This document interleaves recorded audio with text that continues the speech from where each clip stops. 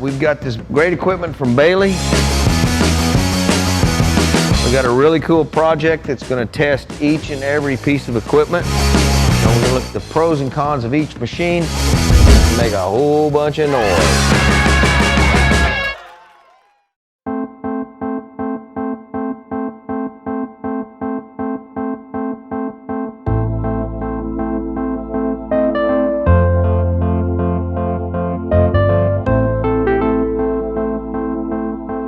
Okay, so the next part of our door top is the piece that goes on top, and then the flange that turns down.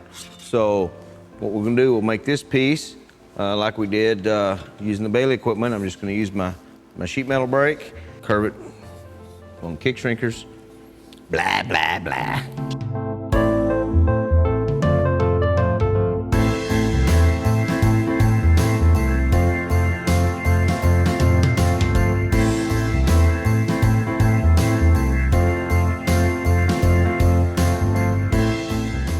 Has to go on top, so obviously it needs a reverse curve.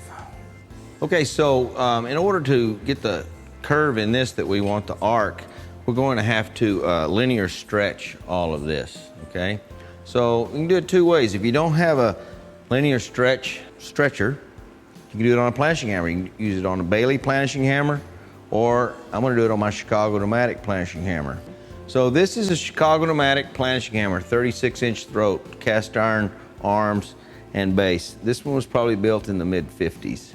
These things are the industry standard. These are the baddest planishing hammers on the planet, in my opinion. As you can see on this one, I've got the air regulator right here, close to the head. So if I'm doing the work, if I'm doing my work and I need more air, I can just reach up and do it. I don't have to stop and go to the back to adjust it.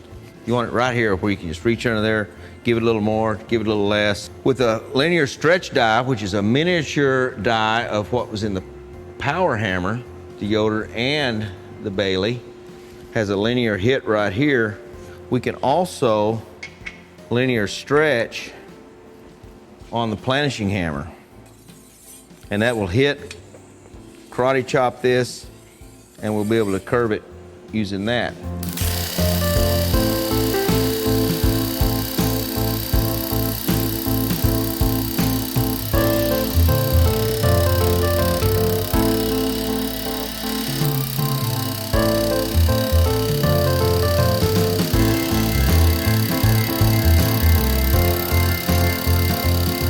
As you can see, the planishing hammer on the linear stretch, it really moves that metal. And it's really consistent, because look at the surface. Smooth.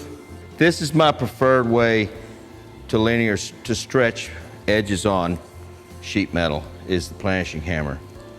And then you ask me, well, why do you have a kick shrinker? Well, I don't know.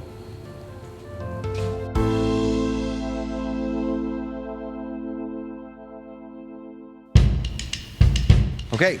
So here's our piece, door top. We still have an arc.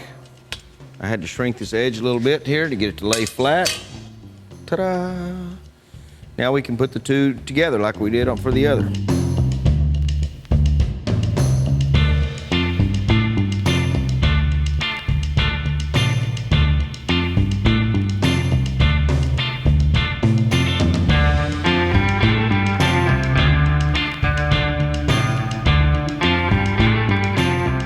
Okay, so we got our door top piece put on.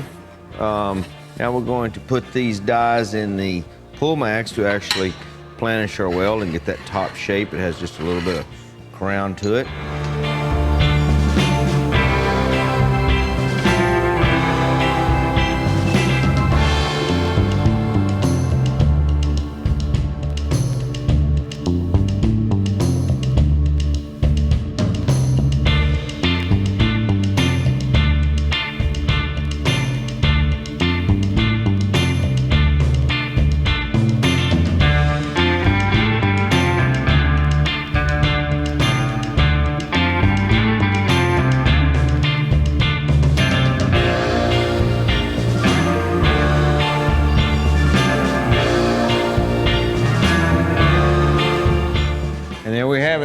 There's our door top. It's got this slight little bit of crown to it.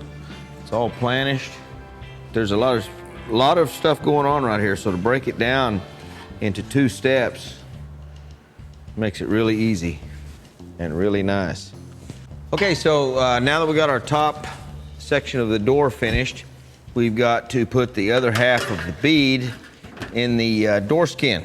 Run this half of the bead in the Pullmax, and then once we do that, we'll be ready to assemble the top of the door to the main body of the door.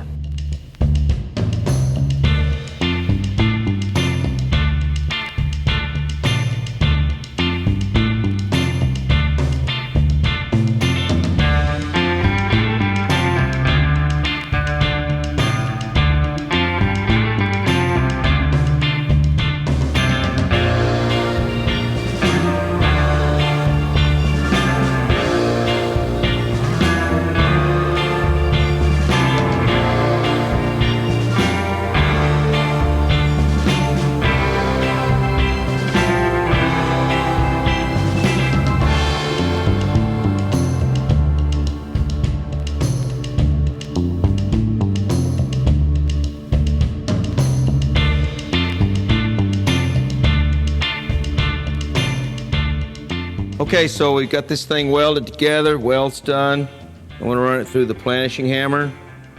Got this radius on here, it's the same radius as the original bead. We'll run it through a little bit and just flatten this weld, see where it goes.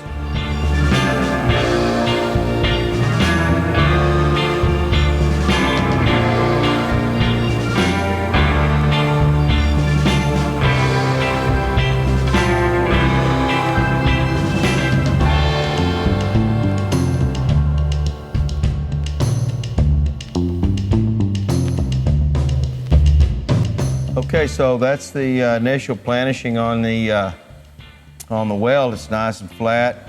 Now I'm going to go ahead and trim the bottom of the door, flip the edge, and put the bottom bead in it.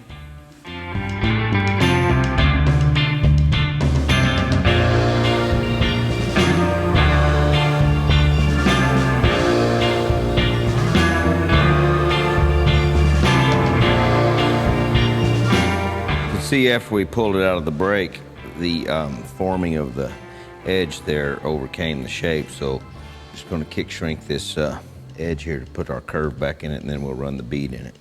Last thing we have to do on this one is put the bottom bead in it, so I'm going to change the tooling in the Pullmax. We'll run it through there, and then we'll have a door skin that's ready to metal finish the weld and mount to the door frame.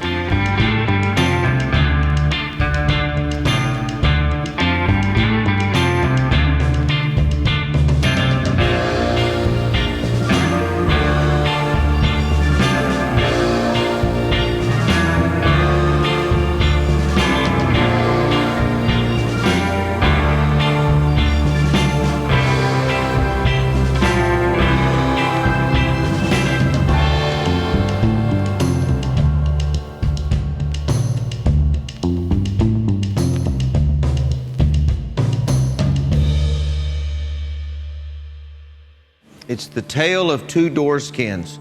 Which machines built which door skin? They have equal results. They both look great. They both fit the buck. All the machines work perfectly. We're able to see the pros and cons of each machine. So I hope you guys enjoyed this segment of it. We're going to get started on the back panel and some more shaping. And it's going to be a cool little truck when we get finished. Stay tuned. Yeah!